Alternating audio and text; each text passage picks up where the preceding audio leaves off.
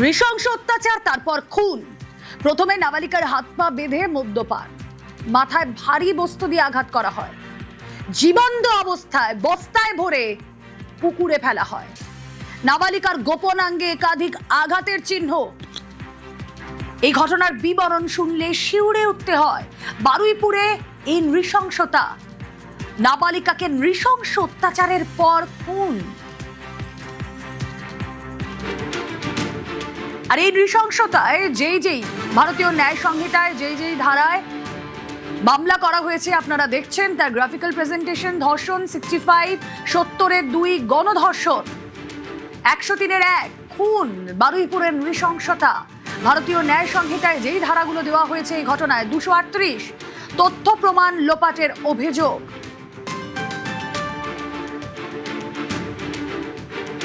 61 অপরাধমূলক ষড়যন্ত্র,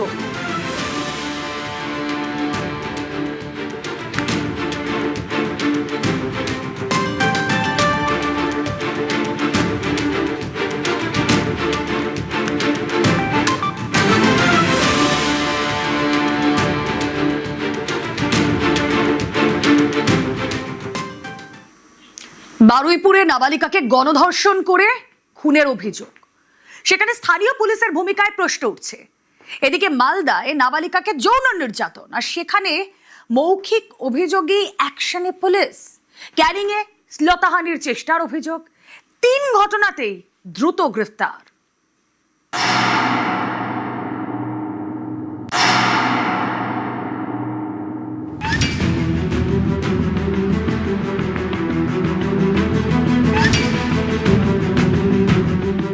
বারুইপুর, মালদা, ক্যানিং।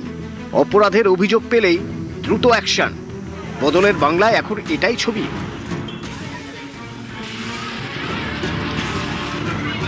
দক্ষিণ 24 পরগনার বারুইপুর। রবিবার এখানে নৃশংস একটি ঘটনা ঘটে যায়। 12 বছরের একটি মেয়েকে যৌন নির্যাতন এবং খুনের অভিযোগ ওঠে। এলাকারই পুকুর থেকে উদ্ধার হয় দেহ। ঘটনা ঘটতেই দ্রুত অ্যাকশন, সিট গঠন, একের পর এক গ্রেপ্তার। সিসি ক্যামেরার ফুটেজ হাতে পায় পুলিশ। সেখানে দেখা যায় এক ব্যক্তির সঙ্গে হেঁটে যাচ্ছে নাবালিকা। এই ফুটেজের সূত্র ধরেই বারুইপুরের মল্লিকপুর থেকে গ্রেপ্তার মূল অভিযুক্ত আনন্দ সর্দার। ওনার বাবা বিচার চেয়েছেন। পরিবারের পক্ষ থেকে 4 জনের বিরুদ্ধে অভিযোগ দেওয়া হয়েছিল, 2 জনকে গ্রেপ্তার করা হয়েছে, 3 জনকে ডিটেন্ট করা হয়েছে, যাদের সঙ্গে পলাতক 2 আসামির ফোনে কথোপকথন পেয়েছে পুলিশ। ওনার পরিবার যা যা চেয়েছেন সরকারের কাছে, সেই কাজ সরকার করছে। ক্যাপিটাল পানিশমেন্ট দেব, ওর বাবা যা যা চেয়েছে সব করবে মুখ্যমন্ত্রী।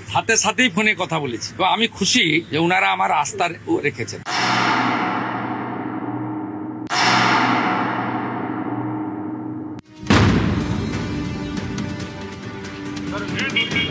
মালদার ইংরেজ বাজার। রবিবার এখানেও এক নাবালিকাকে যৌন নির্যাতনের অভিযোগ ওঠে। অভিযোগ পেয়ে পুলিশের দ্রুত অ্যাকশন। 24 ঘন্টার মধ্যে বিহারের পূর্ণিয়া থেকে গ্রেপ্তার অভিযুক্ত প্রতিবেশী। 12 বছর মেয়ে, ওর উপরে একটা সেক্সুয়াল অ্যাসল্টের ইনসিডেন্ট হয়েছে। টেকনিক্যাল অ্যাসিস্ট্যান্সে জানা গেল যে আসামি পূর্ণিয়াতে গিয়ে লুকিয়ে রয়েছে। আর পূর্ণিয়া থেকে আমাদের আসামিকে আমরা ধরে নিয়ে চলে এসেছি, যা আমাদের এটা পক্সো কেস হয়েছে।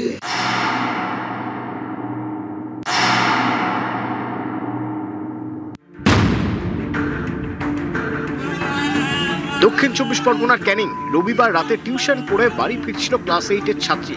সঙ্গে ছিলেন তার দিদি। অভিযোগ, রাস্তায় ছাত্রী শ্লীলতাহানির চেষ্টা করে কয়েকজন। বিষয়টি জানাজানি হতেই অ্যাকশন। রাতেই ধরা পড়ে 4 জন। সোনা নোনো বলে ওদেরকে বলছে আমার মেয়েদেরকে, আবার লাইট নিয়ে উপর থেকে নিচ পর্যন্ত ওদেরকে দেখছে। ওরা গাড়িটা স্লো করে, ওরা যদি কোনো কথা বলে ওদেরকে উঠিয়ে দেবে গাড়িতে, সেরকম অবস্থা ওদের করেছিল। বদলের বাংলায় তৎপর প্রশাসন। সে মালদা হোক, ক্যানিং কিংবা বারুইপুর, যে কোনো ধরনের অপরাধমূলক ঘটনা ঘটলেই তার 24 ঘন্টার মধ্যেই নেওয়া হচ্ছে ব্যবস্থা। মুখ্যমন্ত্রীর কড়া নির্দেশ, কোনো রকমের কোনো অপরাধমূলক ব্যক্তিকে ছাড়া হবে না এবং দ্রুত তার বিরুদ্ধে ব্যবস্থা নেওয়া হবে। পুলিশ প্রশাসন ব্যবস্থা নিচ্ছে এবং মুখ্যমন্ত্রী কড়া নির্দেশ, কড়া পদক্ষেপ কার্যত সামনে আসছে প্রতিটি ঘটনার ক্ষেত্রে। নিউজ 18 বাংলা।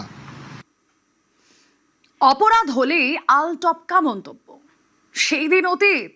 24 ঘন্টার মধ্যে গ্রেফতার মূল অভিযুক্ত। বারুইপুরের ঘটনায় জিরো টলারেন্স, কড়া বার্তা মুখ্যমন্ত্রী শুভেন্দু অধিকারীর। तुरंत कार्रवाई किया है। उनका गार्डियन के साथ भी कल मेरा बात हुआ है। लेजिटिमेट जिनका जो सुझाव था, उम्मीद था सरकार की, पर सरकार पूरा करना चालू कर दिया।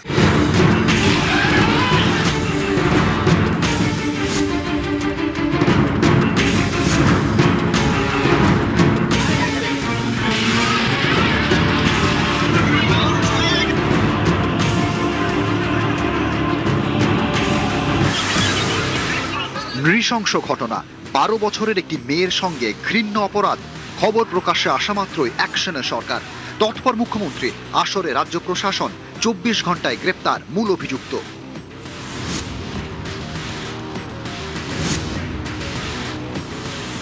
जो इंसिडेंट हुआ उसमें जीरो टॉलरेंस, और गार्डियन के साथ शायद मेरा काल मुलाकात भी हो जाएगा। वो जो बोलेगा करूंगा। অন্যতম ঘটনা, সিট গঠন হয়েছে। পরিবারের পক্ষ থেকে 4 জনের বিরুদ্ধে অভিযোগ দেওয়া হয়েছিল। ক্যাপিটাল পানিশমেন্ট দেব, ওর বাবা যা যা চেয়েছে সব করবে মুখ্যমন্ত্রী। অপরাধ ঘটল, প্রশাসন ব্যবস্থা নিল, কড়া বার্তা দিলেন মুখ্যমন্ত্রী নিজে, যা দেখে অনেকেই বলছেন এমনটাই তো হওয়ার কথা। রাজ্যে কোনো অপরাধের ঘটনা ঘটলে রাজ্যের প্রশাসনিক প্রধান কড়া বার্তা দেবেন, ব্যবস্থা নেবেন, এটাই তো স্বাভাবিক। বদলের সরকারের কাছে এই আশা তো করা হয়েছিল। এটাই তো এতদিন হতো না, নানা সময় শোনা যেত নানা আলটপকা মন্তব্য।